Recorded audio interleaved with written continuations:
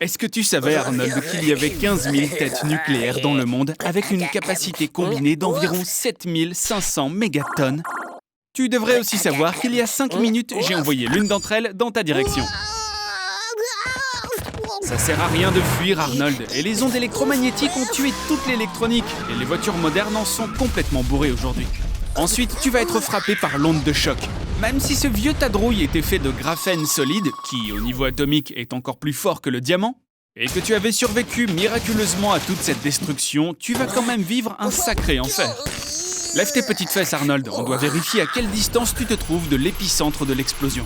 Rappelle-toi que si tu vois un champignon atomique, tends ta main dans cette direction et lève ton pouce. Et si le nuage est plus grand que ton pouce, alors tu es dans la zone radioactive. Eh bien, quel chanceux! T'aurais pas de la crème solaire par hasard? Ça ne va pas t'aider, imbécile, c'était une vanne! Tu devrais dégager d'ici. Et vite! Des isotopes radioactifs en faible quantité ont déjà commencé à détruire lentement ton ADN. Comment tu te sens, mon ami? Oui, c'est vrai, c'est un bon moment pour prendre une douche. Éviter le contact avec des objets contaminés et utiliser des procédures spéciales pour l'eau peut augmenter tes chances de survie. T'as utilisé un filtre à eau, Arnold? Même les radiations les plus faibles entraîneront progressivement des tumeurs malignes. Eh bien, félicitations, tu as survécu à une attaque nucléaire. Et maintenant, tu n'as plus besoin de costume pour Halloween. Mais ça n'est pas la fin. Si quelqu'un dans le monde lance un missile avec une tête nucléaire, l'effet domino va suivre. Toutes les puissances nucléaires du monde lâcheront leurs chiens de guerre. Puis viendra la véritable apocalypse, Arnold. L'ère de l'humanité va probablement se terminer. Tu vas mourir, mon ami. Il est temps de sortir de cet univers. On dirait que t'as même plus de papier toilette. Tu penses que c'est la pire des choses qui puisse arriver? Arnold, c'est toi qui as provoqué tout ça ou quoi? Je te l'avais dit, à cause de ta stupidité, l'intelligence artificielle va détruire toute l'humanité. Ou peut-être pas toute. Une explosion nucléaire détruirait environ 3000 km². Au total, il y a environ 362 millions de km² susceptibles d'être détruits sur Terre. Pour tout détruire, il faudrait environ 128 000 ogives.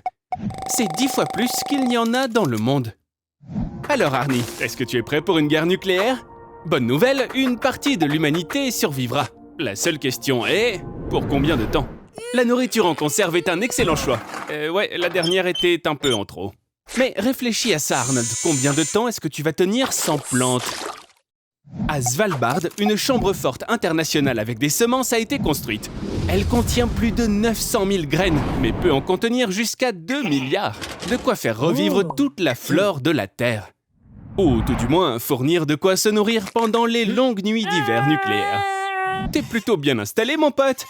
Des chips, de l'eau, des plantes, des conserves, des médicaments et même un ordinateur. Mais on dirait bien que tu as oublié le plus important. Une explosion nucléaire libère en moyenne 50 tonnes de poussière dans l'atmosphère. La poussière issue de l'explosion de toutes les armes nucléaires sur Terre pourrait recouvrir de 50 à 85% du ciel terrestre. Mais les modèles informatiques modernes promettent qu'un hiver nucléaire ne durera pas plus d'1 mois.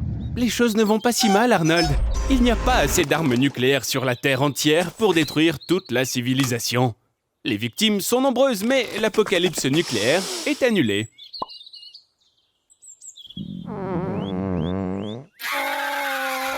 Comme si tu avais déjà une solution. Arnold, t'as l'air bien préparé? Waouh, je suis fier de toi. Une montgolfière. Sérieux? Attends, tu l'as faite toi-même? Ouais, on dirait bien. T'es sûr d'avoir vraiment besoin de tout ça? Ou alors tu vas te servir de cette télé comme lest? Bon, allez, allons-y. Tu n'es pas le premier à fabriquer un ballon de tes propres mains. Larry Walters a attaché des ballons météo à une chaise. Et il s'est lancé dans le ciel, presque jusqu'à 5 km. Le résultat de son vol a été de décrocher un billet de 1 500 $, une altitude record pour un vol sur ballon, et bien sûr un prix Darwin. Aujourd'hui n'est pas une super journée, Arnold. Tu te souviens de quel jour on est aujourd'hui? Eh oui, bien sûr. Aujourd'hui, c'est le jour de l'apocalypse. Un volcan est déjà entré en éruption. Ensuite, on a le tsunami. Et pour couronner le tout, une grosse météorite arrive. L'éruption d'un supervolcan est un excellent exemple d'une possible apocalypse que nos ancêtres ont déjà vécue. Par exemple, l'éruption du volcan Toba, il y a 750 000 ans.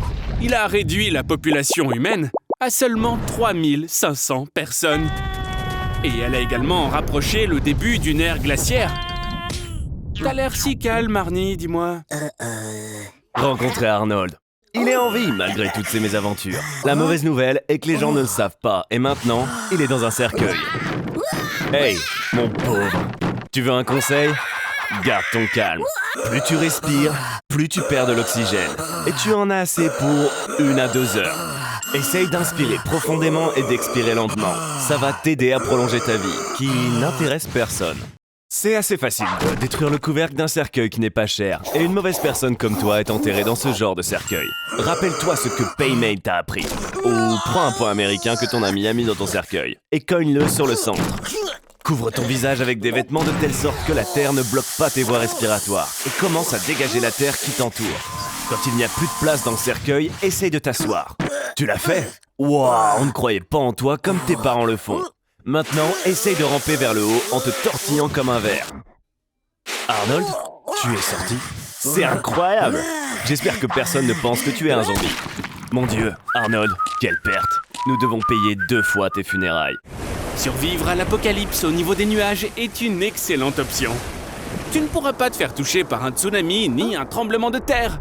Mais regarde, il y a une météorite. Et en raison de la friction, sa température est maintenant supérieure à 1500 degrés. Les vraies montgolfières sont fabriquées en tissu ignifugé. Rappelle-moi, Arnold, qu'est-ce que t'as utilisé déjà? Ah, tu crois que c'est terminé? Voici venir la pluie de débris de météorites. Alors, Arnie, combien de temps tu penses continuer comme ça? Le premier tour du monde en ballon sans escale a été réalisé par Piccard et Jones le 1er mars 1999. Ils ont atterri en Égypte après un vol de 41 000 km. Un vol qui a duré près de 20 jours. Félicitations, Arnold! Tu as survécu à l'apocalypse. Certes, tout le reste de la civilisation est détruit. Les seuls survivants sont toi, les cafards et les publicitaires. Ils survivront certainement à n'importe quel apocalypse. D'après ce que je vois, t'es pas très occupé là. Alors, et si on jouait à un jeu très populaire que tout le monde connaît? En français, le sol est de la lave. Sauf que là, ce sera de la vraie lave. C'est cool, non? Et voilà ce qu'un jeu d'enfant ordinaire pourrait entraîner. Une catastrophe mondiale. Ne touche pas à ça, Arnie! La température de la lave peut atteindre 1200 degrés Celsius. Tu peux te déplacer en utilisant tous les objets que tu vois. Mais n'oublie pas, la chaise brûlera en seulement 3 secondes. Ton lit disparaîtra en 5 secondes. Et ta télévision va fondre plus vite que le temps de regarder une publicité. Monte sur le toit. Et attention, ne tombe pas! Si tu tombes dans la lave, tu auras une grave brûlure qui détruira toutes tes terminaisons nerveuses et fera bouillir ta graisse sous-cutanée. Mais le bon côté des choses, c'est que tu n'auras même pas le temps de sentir la lave te brûler jusqu'à l'os. Allez, reprends-toi, mec! Oh non, mais quel idiot! Les constructions métalliques sont toujours celles qui chauffent le plus vite, imbécile! Mais pense à un truc. Même si tu tombes, tu ne vas pas te noyer. La lave n'est pas aussi liquide qu'elle en a l'air. Contre toute attente, sa densité est même supérieure à celle du béton. Et pour ce qui est de marcher sur la lave, il te faut simplement des bottes spéciales en amiante, comme celles qu'utilisent les géologues. Waouh, ça devient chaud là, dis-moi! À cette température, toute l'eau des océans va bouillir et se transformer en une énorme marmite de soupe de poisson. Il est maintenant grand temps de sauver les derniers poissons du monde. Mais en réalité, le pire n'est pas la lave brûlante, mais ce qui se passe lorsqu'elle refroidit. En perdant de la température, la lave crée des nuages acides de vapeur et de gaz. Et ils contiennent de minuscules particules de verre qui sont dangereuses pour l'homme. Mais ne t'inquiète pas, bientôt le monde entier se transformera en îles hawaïennes qui se sont formées à la suite d'éruptions volcaniques. Ah, un rêve devenu réalité, hein, Arnie? Maintenant, tu vis à Hawaï. Mais hélas, il n'y a pas d'océan. Et aujourd'hui, on se tourne vers l'avenir. C'est pas comme ça que j'avais imaginé les choses. À cause d'une éruption volcanique, le ciel est rempli de nuages denses et l'humanité s'est retrouvée sans soleil. Intéressant. Combien de temps tu peux vivre comme ça? 1 milliard de personnes souffrent d'une carence en vitamine D. Si le soleil disparaît, au bout de 7 jours, la moitié de la population souffrira de dépression aiguë. Et le risque d'avoir un cancer augmentera de 75%. Il y aura une augmentation de 32% des cas d'accidents vasculaires cérébraux. Et il sera 2 fois plus facile d'avoir du diabète. Par conséquent, il vaut mieux faire des réserves non pas de conserve, mais de vitamines. Sans le soleil, il n'y a aucune raison de vivre à la surface. Alors tout le monde s'installe sous terre et s'adapte à cette nouvelle existence. La nutrition est entre les mains de la science et de la technologie. Les scientifiques créent des fermes de champignons et des fermes hydroponiques capables de cultiver une variété de produits. Et avec une imprimante 3D, on peut rapidement imprimer tes plats préférés. Sans la lumière du soleil, le cerveau humain ne peut pas faire la différence entre le jour et la nuit. Tes hormones se dérèglent et l'obésité augmente fortement. Lorsque l'hormone leptine, responsable de l'appétit, est réduite de 80%, la portion quotidienne de nourriture augmentera de près de la moitié, 44%, ce qui entraînera un surpoids. Est-ce que t'es sûr que tu peux aller là-dedans? Tout ressemble à ce qu'on voit dans les films de super-héros. Un long couloir, un laboratoire secret, et voilà la réponse. Tout ça s'avère être une expérience globale. Mais qui se cache derrière tout ça? Allez Arnold, prends ton courage à deux mains. En vainquant ce méchant, tu pourras sauver la planète. La vitamine D aide à l'assimilation du calcium, essentiel à la santé des os. En cas de carence, tes os deviennent faibles et fragiles.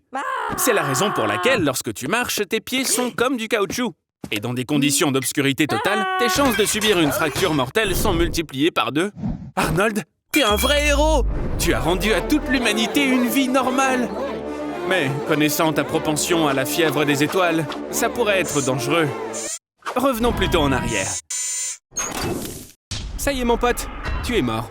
Après un arrêt cardiaque, tu as 6 minutes avant la mort cérébrale complète. Ce délai augmente en cas d'anabiose ou d'hypothermie. Une jeune fille a survécu après 6 heures de mort clinique. Elle était allongée dans de la glace avec une température corporelle de 18 degrés. Et ça lui a sauvé la vie. Mais dans ton cas, rien ne va t'aider maintenant. En 1 minute, tu as perdu 10% de ton oxygène. Oh, et ton portefeuille aussi. Ton cœur a cessé de pomper le sang et des caillots sanguins commencent à se former.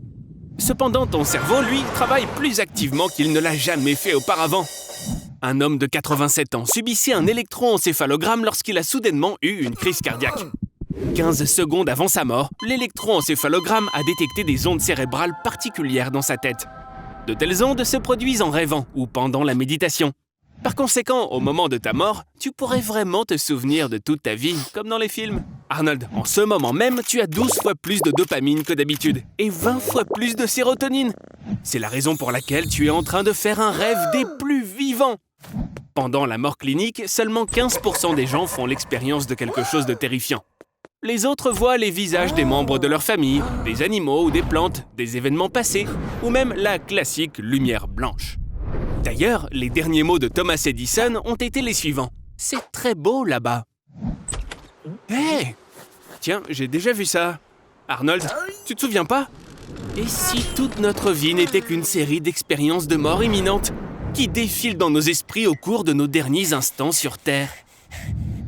La population de la Terre a atteint son maximum et les habitants sont obligés de quitter la planète. On finit par louper l'évacuation générale de toute la planète. Allez Arnold, remets-toi, ne te mets pas dans tous tes états comme ça. Les gens ont laissé tout un tas de trucs vraiment cool derrière eux. Alors qu'est-ce que tu vas faire en premier? Oh vraiment? Un énorme burger? Et les voitures super cool alors? Et cette opportunité de vivre dans l'appartement de Trump? Fais un truc cool, bon sang! Waouh! Arnie, là, tu es un vrai héros. Libérer tous les animaux du zoo, ça c'est sacrément noble. Ça vaut bien un petit like, non les amis?